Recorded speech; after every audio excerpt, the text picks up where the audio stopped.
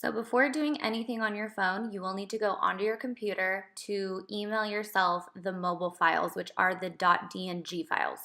Then go into your email on your phone once they are sent, and each individual one will then be transferred into the Lightroom app. Now let's start with Bourbon. So I'm going to open that and click the box at that top right. Then you're going to swipe over to find Copy in the Lightroom, and that will directly import it into the Lightroom app. So then just go back to your email and do that same exact thing for each preset.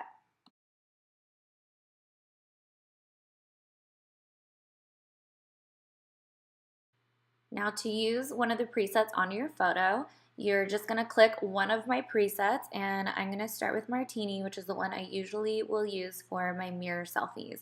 You're going to go to the top right hand corner where the circle is with the 3 dots and find Copy Settings. Then click OK, and then go back to your album to then find the photo you want to use.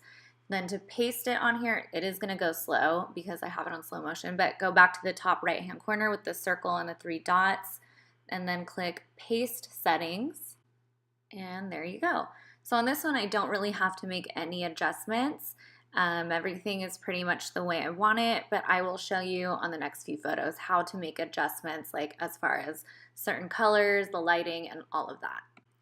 Now let's just try one more the normal standard way. Let's do Bourbon, copy, and find your photo and paste it. And here I really don't have to make any adjustments either, but I'll show you on this next one how to do that. So the most important color to play around with on photos is usually going to be orange because of everyone's difference in skin tone. So you're going to go down to color and mix and click the orange. And for orange, I usually only stick to playing with luminance. Going further left and down in luminance will make you look a little more tan. Going up will brighten you up a little bit.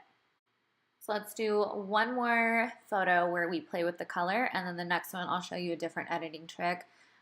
So with this one, we're going to focus on the pink drink. Let's go to color and mix, and it is already more of like a red tone, so we're going to go with the red and play with the hue. I did want it more like a deeper pink, so I went with that. And then luminance I didn't do too much of because I didn't necessarily want it any darker.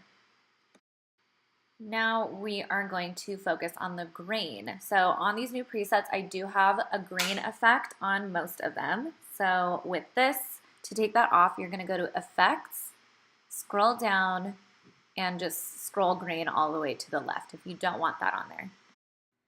Now we're going to go back and mess with the color again just to get a little more familiar with that. So we'll play with this photo. And go ahead and watch the green plants in the back. So go down to color and then mix, and saturation is pretty self-explanatory. You either want it really green or you really don't want it at all. And then hue will change the hue of that green, obviously. So it can be a little more blue or a little more greenish. And then luminance will determine how dark or deep green or bright that is.